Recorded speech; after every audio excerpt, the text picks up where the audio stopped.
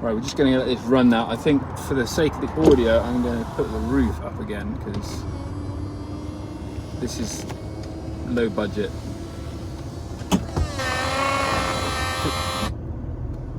So that roof motor has been replaced recently. E85 Z4 Z8, yeah, the soft tops. They have real issues with the roof motor, which is hidden over here, getting wet basically. There is a grommet you can get rid of. You can also relocate the roof motor into the boot. I think long-term owners do that.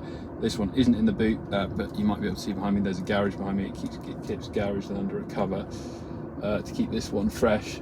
Other issues we've had with this car, we've had a rear suspension snap on it. We've had, which I think is quite common, you often think, so when you're test driving a Z4, make sure you test drive a few and get your fingers in to do the ride height check on obviously on some nice flat ground. That you also obviously hear a rattling sound, or I did anyway, over my right shoulder when I was driving it. And that was when I got it. I got this car in January 2022, and it's now done. I've done 6,000 miles in it. It's now a 44,000 mile example, so very low mileage for a 2004 early example. Really nice place to sit, really nice driving position. I'm 6'2". I've got a fist above my head there. I'm longer in the leg, but still really good place to sit. Like it just works. Hands down for me, it will beat a 986 Boxster in terms of driving position, and I would say interior design. I would go as far as to say design in general. Actually, the drawbacks you get on this model, there are no cup holders. I think another previous kind of YouTube review mentioned that you go into the spare seat, hit anything on the spare seat, your bag or anything that's going to set off the airbag, the seatbelt seatbelt alarm, annoying bong thing. What else to mention? Yeah, we had a issue with the door locks. That got fixed through a general module, getting taken out, which sits under the passenger glove box, and actually an easy-ish fix in the end, a very cheap £55 fix in the end. Right, I think I'd better just get going and show you a little bit about what this car is a bit like to drive, because it's a sports car after all. We are on a beautiful, it's the 25th of June, lovely summer's morning in North Somerset. So yeah, the microphone pick up a little bit. I'm at 40 miles an hour now, fourth gear. Pick up a little bit of the tyre noise. This is on the run flats that it originally, well, not the original run flats, they'd be out of date by now. This is now, isn't it, a 19-year-old car. It'll be 20 next year, which is crazy. It makes me feel old, that, but yeah, 20-year-old car next year. So tyres would have gone out of date, but the run flats will run. The ride is okay, it's not the best. But what I would say is I've taken this car on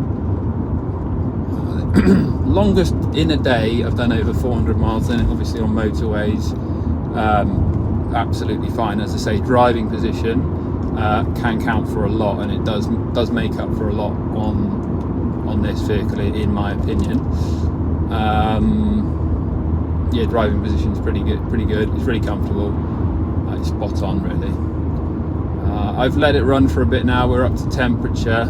We've got a water temperature, no oil temperature in here. It's not probably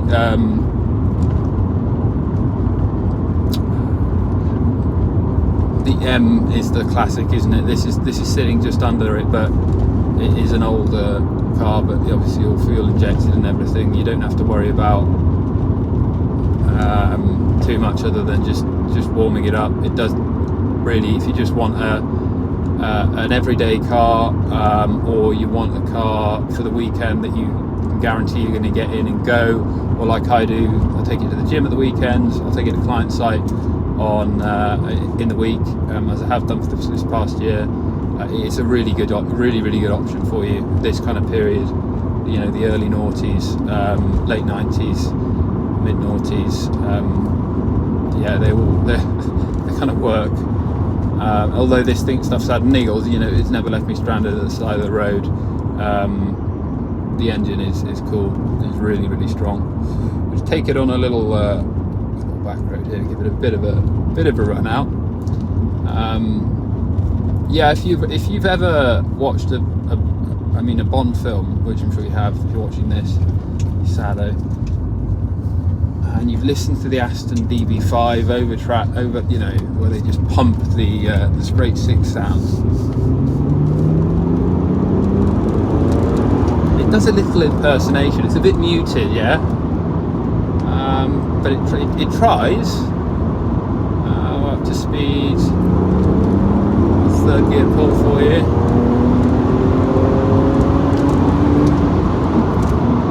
That was 5,800. So it goes 5.7 seconds 0 to 60. Top speed 155 or 160 or whatever. It's a quick car. You don't need a quicker car for the road, really. Handling is good. You sat pretty low. It's fairly, like, if you're just used to driving your Vauxhall Corsa, you get in here and go, oh, this is exciting. Yeah, it's a cool car. You've got your haunches over the front that I'm looking out over at the moment. It does give you that kind of sense of occasion, really.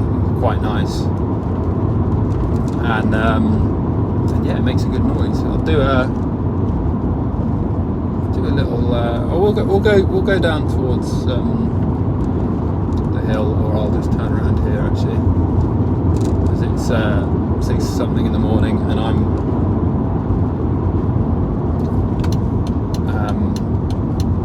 not the enthusiast I once was. I think it's fair to say. Can't really be bothered with all of this anymore. Right, we'll just do a little. If this guy, yes, he's going right. We'll just do a cheeky little squirt around here for you, okay? First gear. Second. Okay, and that's national speed limit. So it doesn't actually get to 60 in second. I think I was shifting up there about 57. You'll notice there really good traction. That was a spin in the road and a quick black up. Really good traction off the line. In the winter, you might notice the lack of a locking diff. In fact, you definitely do if you're hooning it, obviously. But in the summer, no, definitely not so much. Obviously, if you were to track it, you would get a locking diff. If you were to track it, frankly, just get the S54 engined M version of this. I hear it's the best engine BMW have ever made, apart from the McLaren F1 engine, or it's half a McLaren F1 engine in theory. I'm sure it's absolutely epic. It's a really cool motor. The M52, they have based that engine on, yeah, it's another derivative of it, or a baseline of it. Still sounds good though. So let's get the shit out of you, go too fast down a country lane. So yeah, there we go. I've never taken this car on track. I would like to have done, if I'm honest. The gear change, you know what, and the clutch action takes a bit of getting used to. Don't get in this car trying to rush your changes. It doesn't want to be rushed. It's a really nice engine gearbox combo, as in the engine revs, the way it sort of slowly kind of builds, and then I guess the kind of heavy flywheel is what I'm getting at. The way the engine wants to drop the revs as it as you're changing gear, as you dip the clutch. That suits this gearbox. I mean, it's just a chunky thing. It's not like a click click click that you get in a Boxster, but it is really, really precise. It reminds me, I had a manual E91,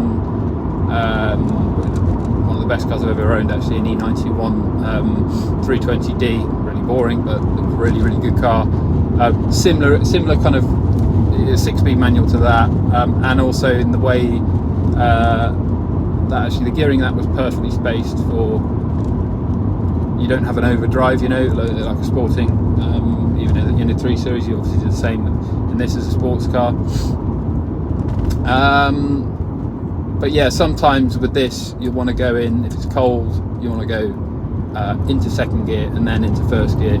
You don't really need first gear in this car. Obviously you've got all that torque from this lovely silky straight six just pushing you down the road.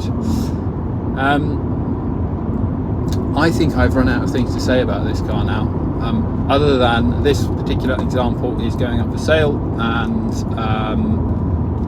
check out the advert if you are interested there. I will put my details in the did you say in the bio on YouTube? Don't know, I'm not experienced with this stuff, but anyway, you'll have a link for that. Thank you very much for watching, and look, you have a lovely, lovely day.